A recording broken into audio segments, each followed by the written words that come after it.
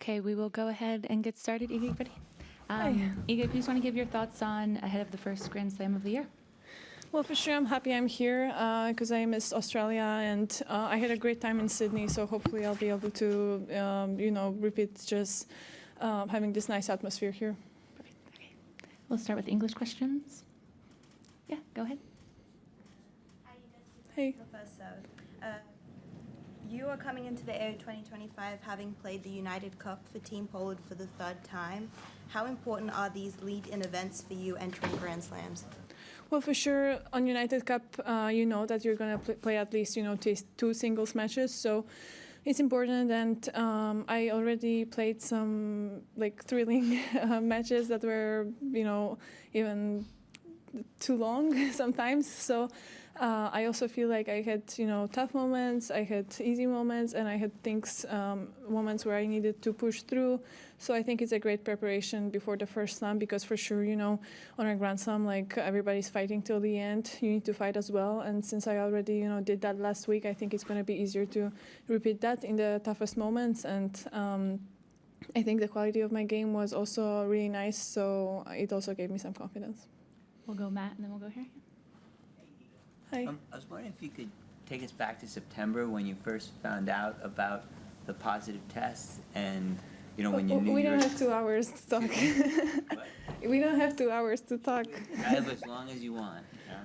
But, and sort of you knew you were going to have to sit down for a while in terms of thinking about what you were going to say to everybody and sort of how you landed on saying it was a personal matter when it wasn't quite a personal matter, and just sort of take us through your thinking with all that, because I think a lot of us were really surprised when the news came out. I mean, I was as well, trust me. I was the one that was the most surprised. But no, I mean, honestly, from the beginning, it wasn't like I knew I'm going to have a break or something, because I had no idea what's going to happen, I didn't know if my suspension is going to be lifted soon or not. First 3 weeks, I would say, were pretty chaotic, and there was no way to have any answers to the questions. We just focused on finding the source, but I gotta say, yeah, for sure it wasn't easy. It was probably the worst time in my life, and the fact that I had no control over this whole situation and I had no chance to avoid it, and yeah, it made it even worse because I'm a control freak a little bit, and just having the feeling that everything that I kind of built can be taken away so quickly because of something you have no control over. It was pretty crazy for me and really abstract. So it wasn't easy for sure. But as I said, I don't know. I have 100 stories to tell you, so I don't know which one to choose. But I'm happy that I'm kind of done with it and I can play tennis and be here because for sure,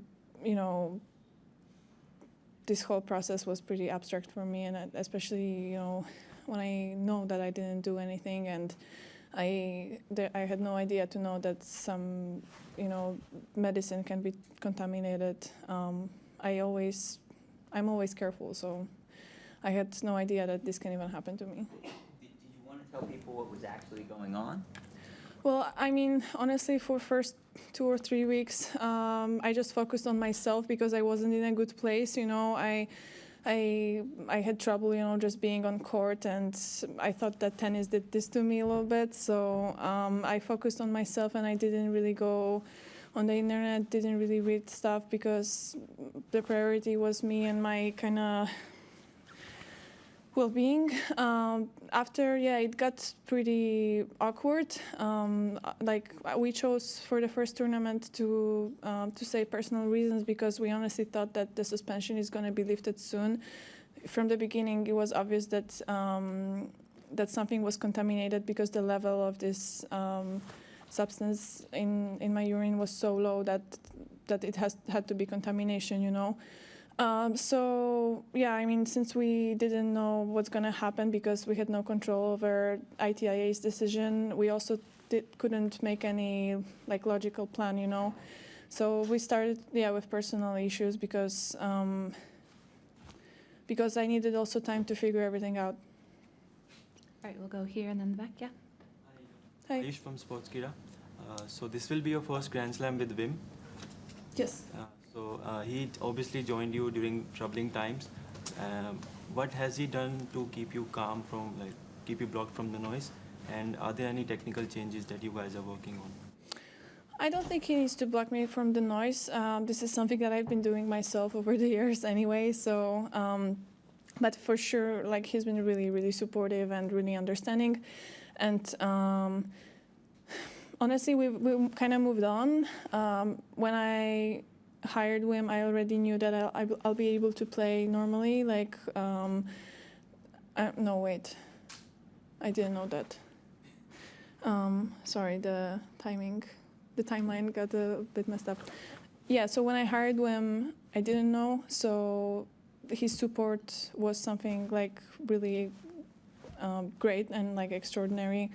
And then when we got the decision, the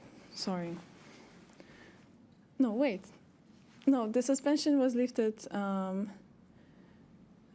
before the finals, and I already worked with Wim, but then we needed to close the case, and we did that, before the preseason. I mean, ITA did that before the preseason. So yeah, with this like uncertainty, I think it was great for him to trust me and to trust the process as well, and he was really supportive. And I think overall he's a supportive person, really like empathic, even without any like this extra issues on court. Even I feel like he knows what I feel, and he can. He doesn't judge, he just helps me. So that's amazing. Okay, in the back there and then right here. Sorry about the timeline. I need to write it down one day to maybe I'll write it in a book or something. You said at United Cup that you were a little bit scared about what people's reaction would be. I just wonder how things been in the locker room here. Have you felt any kind of different attitudes at all towards you, or does everything feel normal? Yeah, I mean, honestly, this was besides the fact that I couldn't play, this was the worst thing for me, like what people will say. Because I always worked hard to, be a good example and to show my integrity and show like good behavior, So again, having no control over this case really freaked me out a bit. But in the locker room, the girls are great. I already saw on this exhibition in Abu Dhabi that they are really supportive, and most of them even approach me and they're like, hey, how can we avoid this? I don't know, is there any way that we can be more careful, because they are aware that this can happen to them as well. So in the locker room, yeah, it's been great. There are many top players, I'm not going to say names, that were really supportive, and I really appreciate that, because it made me feel a bit better when I came back and I didn't know how it's gonna be. Okay, we just have time for 3 more English questions. We'll go here, Catherine, and then Howard. You know what it's like to arrive at a major as the top seed, going for a three-peat, which you delivered on in Paris last year. How different is that if you could compare arriving as the number 2 seed, carrying those expectations, which Arena obviously will be this time as the top seed, going for 3 in a row? I thought you wanted to talk about my three-peat in 4th round. I don't know. It depends on the player, I guess. We handle pressure in a different way. So for sure you need to ask Arena about that. But on Roland Garros, for me, I don't know. It's always super special. I would say I felt the most pressure in 2023 because that was the first time I felt like I need to defend my title. Because after 2020, I honestly thought that this happened by mistake anyway. So I was like, oh, no one will expect me to repeat that probably. But in 2023, the pressure was high, and I felt that on court and off the court. But this year, last year, 2024, I felt good. I don't know. I guess it depends how you play, as well. We get confident when we see our game, and Arena has a obviously great game to play here. So also, it's a 2-week tournament. Even if you struggle at the beginning, you don't know what's going to happen later. You might get a perfect, feeling anyway, or the opposite. So I guess we'll see. Hi, Iga. I just have one more question about the timeline. Sorry, I know it's hectic to go back, but obviously, as you can see, I'm not sure if I answered properly. So. No, just as best you can. Obviously, you talked about Wim, and he was aware of the situation kind of right from the very start of you working together. I just wondered where the decision to part ways from Thomas fit within the timeline of all the suspension and everything. Had that been in your mind for a while? The thing is that it wasn't really connected, So, so like I couldn't work with Thomas anymore, but it wasn't about the case anyway. So. But about the timeline, like it was, I don't know, like 2 weeks after I got the news. So. Had that been in your mind for a while that you needed a fresh voice? Well, not really. Our results were too good, but also, also sometimes it hasn't been easy. But I guess it's always like that, So no, I mean I trusted the process, and I really liked working with Thomas on the court. So I mean, hard to answer that honestly. 2 weeks after you got the news, or 2 weeks before? No, we split after I got the news about my case. But it doesn't matter, it's not connected, so I don't want you to connect it in your headline. Okay, Howard, last English question. You referred to yourself as a control freak, and I'm wondering